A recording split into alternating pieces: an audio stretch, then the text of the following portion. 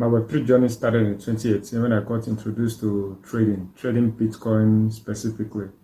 And I didn't know much about technicals, and I traded, and the result was losing a ton. I walked away with nothing, disappointed.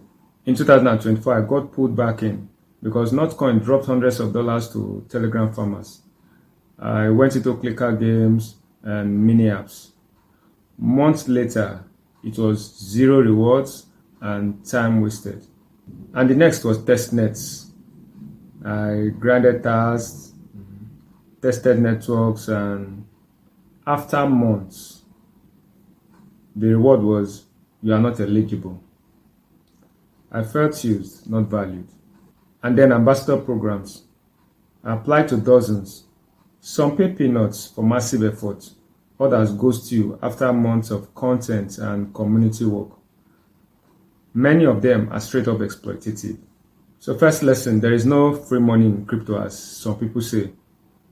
The free money parts in crypto that people talk about, maybe airdrops, testnets, low tier ambassadors, are designed to extract your time and attention while giving little in return.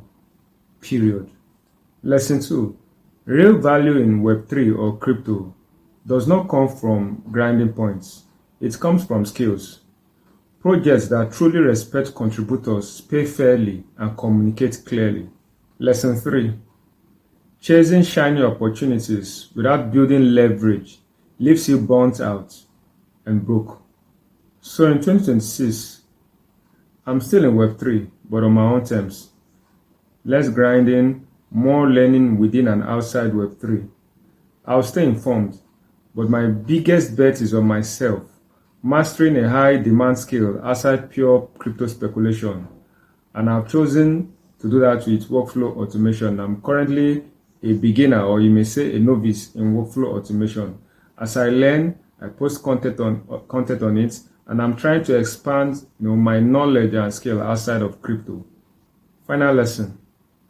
Be bullish on projects that respect your time, but be most bullish on your own growth. That's the only allocation you fully control.